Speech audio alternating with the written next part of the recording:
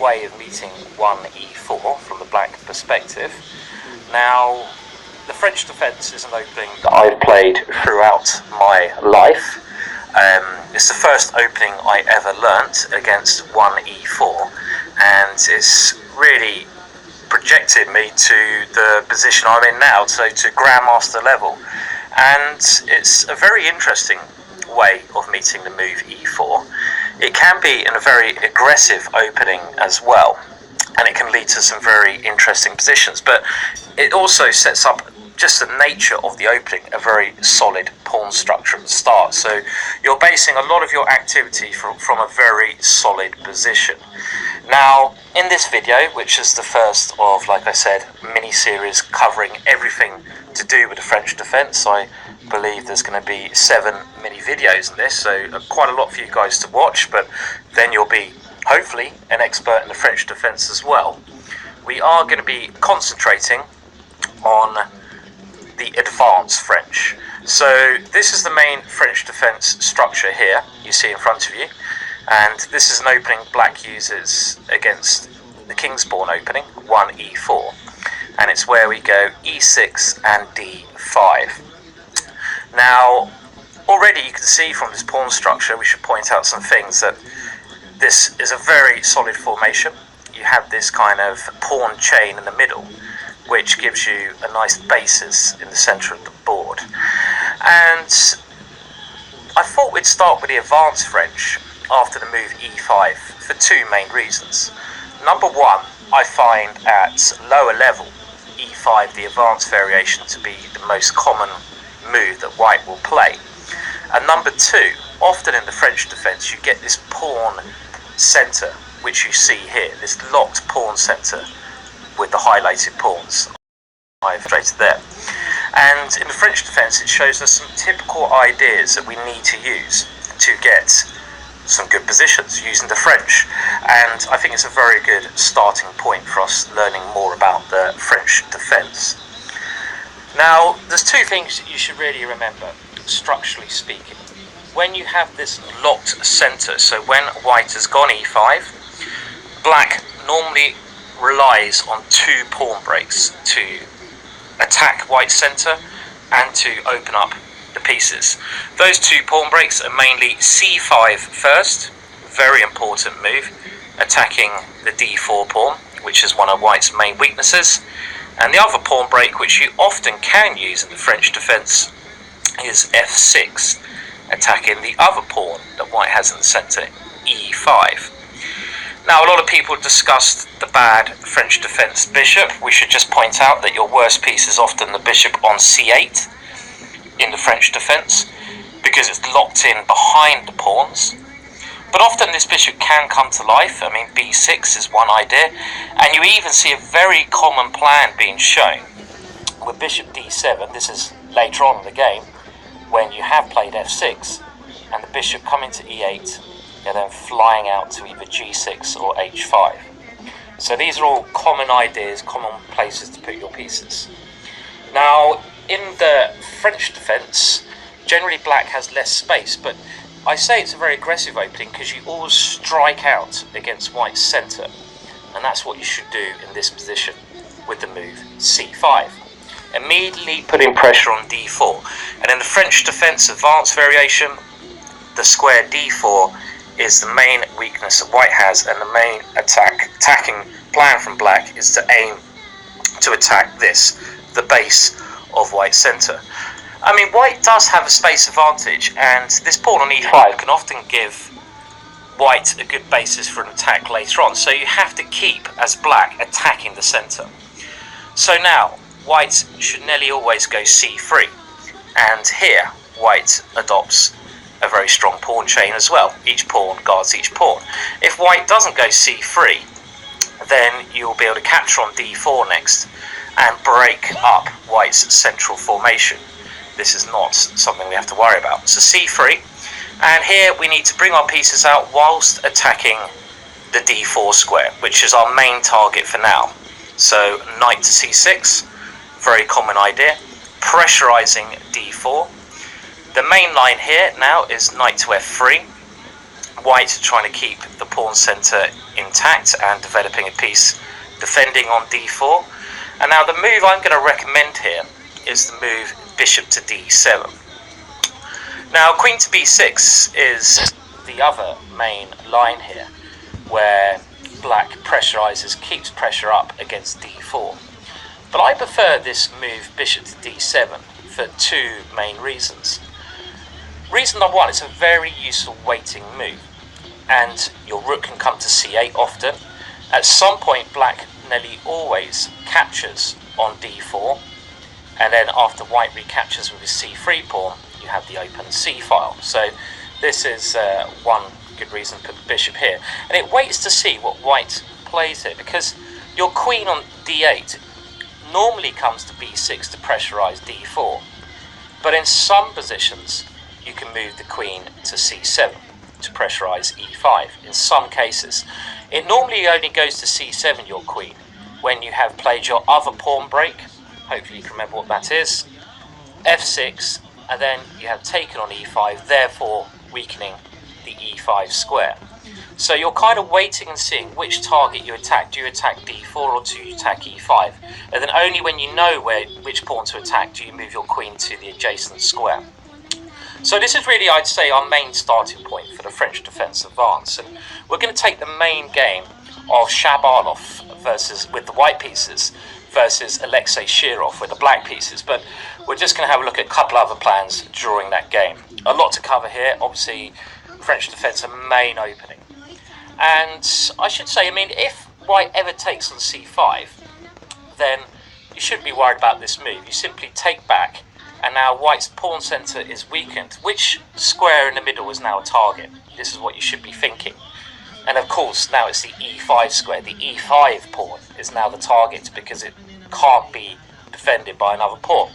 And this type of position, you should aim to go f6, use your other pawn break quickly, so your knight on g8 can come into the game.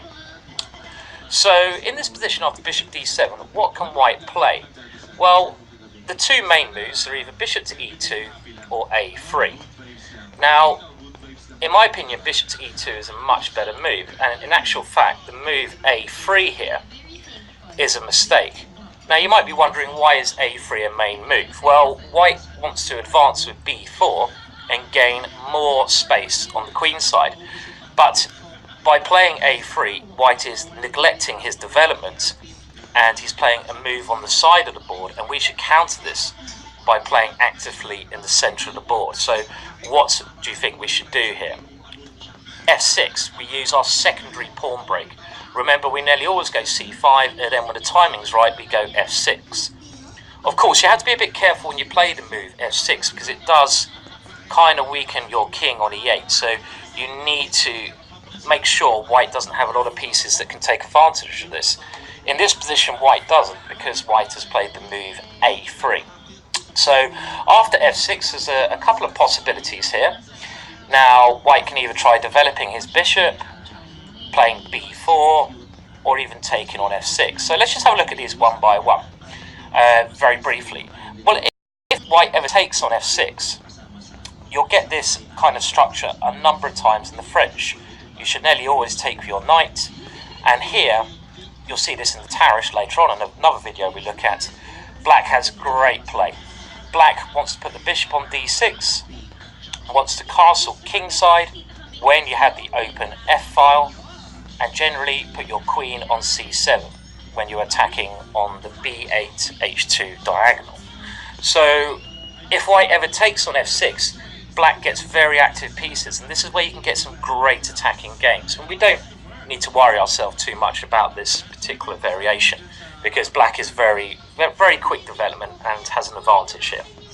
It doesn't make sense for white to give away the centre like that. Now, another option is b4. And what happens after b4? Well, there's a very nice line here after the move b4. We can actually now, we should concentrate in the centre of the board, and actually now we should take on e5.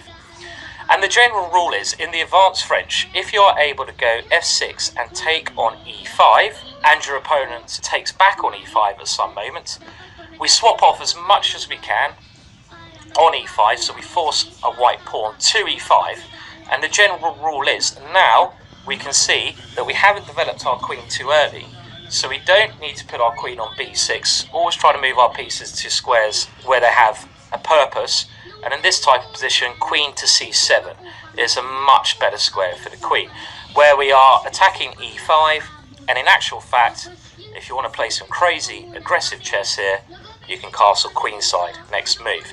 And again, you have the open f-file later on for your attacking play. So this is a very pleasant kind of position.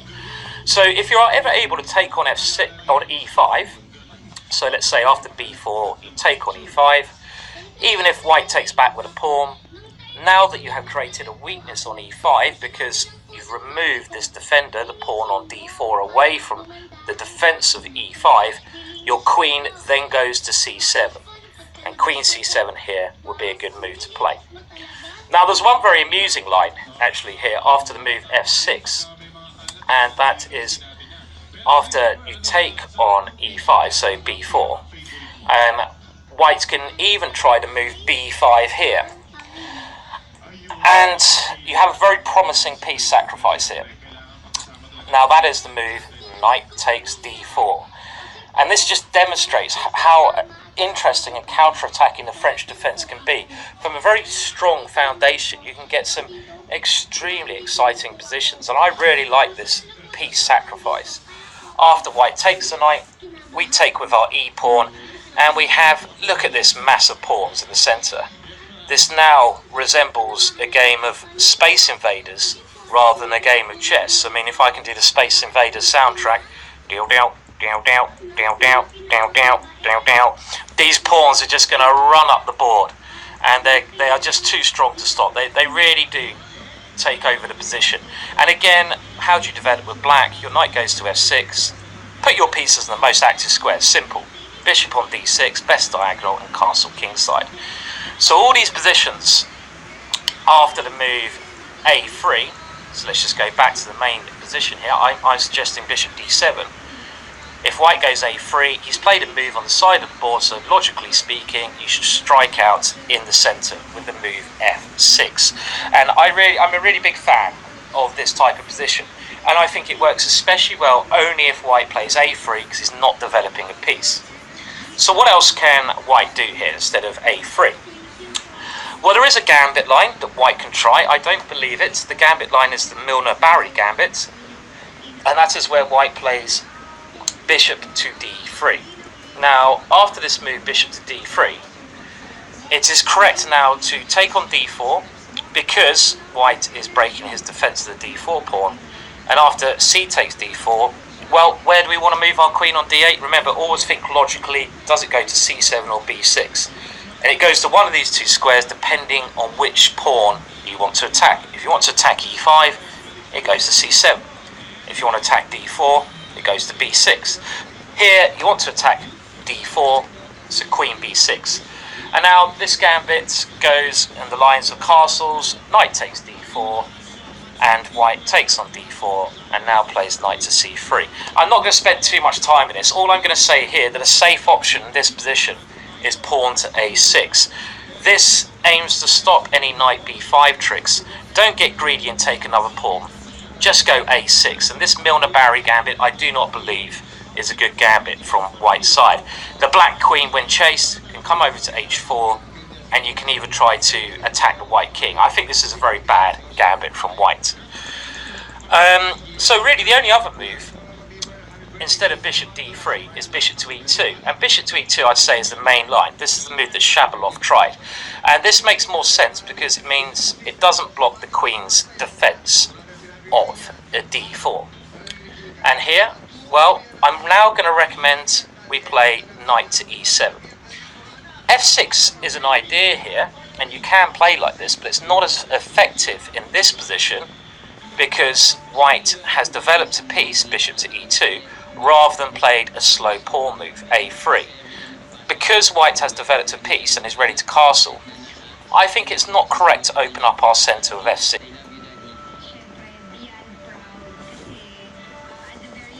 so soon. So I prefer the idea here of going knight on g to e7. Now I just want to give you the quick plan here. We're going to see it in action in a second. This knight on e7 is heading to which square? Always try to think where your pieces should go. Well, nearly always the knight goes to f5. From f5 we pressurise d4, and this is the target we are trying to pressurise. Get all our pieces attacking d4. When our knight gets to f5, we are not generally afraid of white ever playing g4, because that will weaken the white king side quite a lot and expose his king if it castles over there. Remember, you shouldn't push pawns in front of your king. So our general plan here for black is to try to pressurise d4 with knight to f5, queen to b6, and just keep playing it like this. So let's see how Shirov handled the position against a very strong player, Shabalov. And, well, white now played knight to a3. And the idea of this move is white sees that d4 is his weak point, and he wants to bring this knight back to c2. Now, as a general rule, as soon as white plays his knight to a3 in the advanced variation, you should capture on d4. Just remember that as a rule. Now, I should point out, if white ever captures on c5, this is nothing to concern yourself. Which pawn is now weakness? Remember, every pawn move white plays, he creates a weakness on one of his other pawn squares, and this time e5 is no longer defended. Now your knight can actually come to g6. There's no point going to f5 anymore, because it won't be attacking anything on g6, so you're going to win a central pawn back, and if you get 2 extra central pawns, you'll have a fantastic position. So Shabalov played this move, knight to a3, and generally when this happens you should always take on d4. Why do you only take on d4 now? Maybe you can work this out yourself. The point being, after white goes c takes d4, look at this knight on a3. Now that it's moved to a3, it cannot come to the c3 square. White would generally love to put his knight on c3, but he can't do this anymore because he's already moved it to a3. So actually it's a very crafty move order idea of only taking on d4 when white has moved his knight to a3, because then he can't get his knight to the best square. So yet again we have to ask ourselves, which square are we going to attack? And it is indeed the d4 pawn. So we need to put all our pieces onto squares where we attack this pawn. And Shirov played it beautifully to demonstrate that here. Knight to f5, knight to c2, and now where should the queen go? Queen to b6. Black has 3 pieces all attacking d4. White castled, and now a very nice plan from Shirov, and at the time this was a new idea.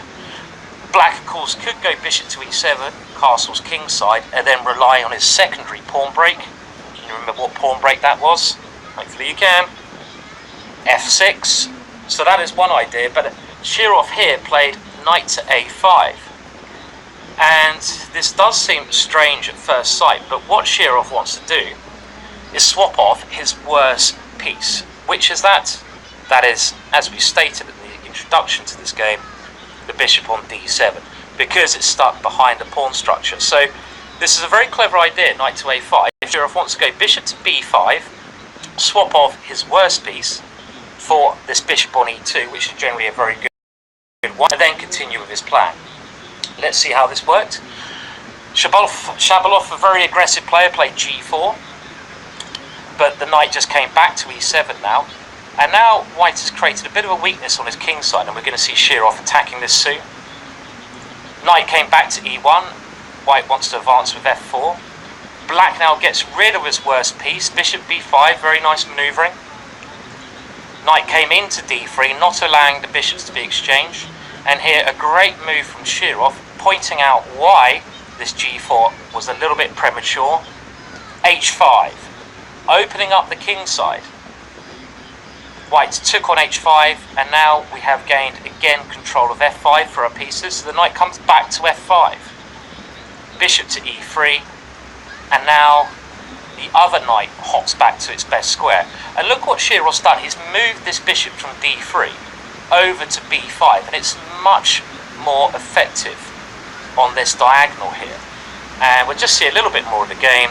a4, bishop c4, b4, and now the king side is where black wants to attack. d4 is quite well defended, so queen d8, lovely idea, trying to get the queen over to h4, bishop g4, and now knight takes e3, f takes e3, and queen g5. And we won't look at much more of this game, it's not too relevant for our opening survey. It's good enough to say that black has a big advantage here. Black can castle queenside, he's threatening rook takes h5. The white king is more exposed than the black king, black has better pieces, and it's a very pleasant position to play, and Shirov went on to win in very good style. So just to go over the main points of this opening, the advanced French. The French defences, of course, you go e6 and d5 on your first two moves, and after the move e5, you play c5, your main break number one. Your secondary break in the French defence is f6, you can play this when the timing is right, but c5 you nearly always play first, and this aims to pressurise d4. White should try to keep control of the d4 square with a pawn. If white does not keep control of this square, and let's say he takes on c5, he will lose good protection of the e5 pawn. So c3, the main move, and now we develop our knight. Note that every black move has a purpose at the opening, and it's normally to attack d4 or to attack f6, so just remember that. White develops knight to f3. Can you remember the good, simple waiting move now? Bishop to d7. Preparing rook c8, and we're just waiting to see if our queen goes to c7 or b6. Now a3 is a mistake, white is playing too many pawn moves, and how do we punish that? We punish that by going f6, our secondary break. We are better developed, so we aim to break up the position with this move. If black is not faced by the move a3, but instead bishop to e2, well here f6 is not as effective because white played a developing move. Now we aim to attack d4. Where do we put our pieces to attack d4? Knight comes to e7, then to f5. Note that this is probably a safer way rather than going to h6, because if you go to h6, white can take your knight here. So knight ge7, and after this move, something like, well, knight to a3, and as soon as white knight goes to a3, we can take on d4, because the knight doesn't no longer come to c3, and then we just attack d4, knight to f5, queen to b6, and then if you play this clever idea, knight to a5, at some point your bishop can come to b5. So that's basically really our overview of the French defence advance. Hopefully that gives you a very good sort of feeling for the kind of moves that you should be trying to play when you're playing the French defence, and especially advanced French. And you'll see this type of structure you see here occur a number of times, so get used to it. Hopefully you'll be happy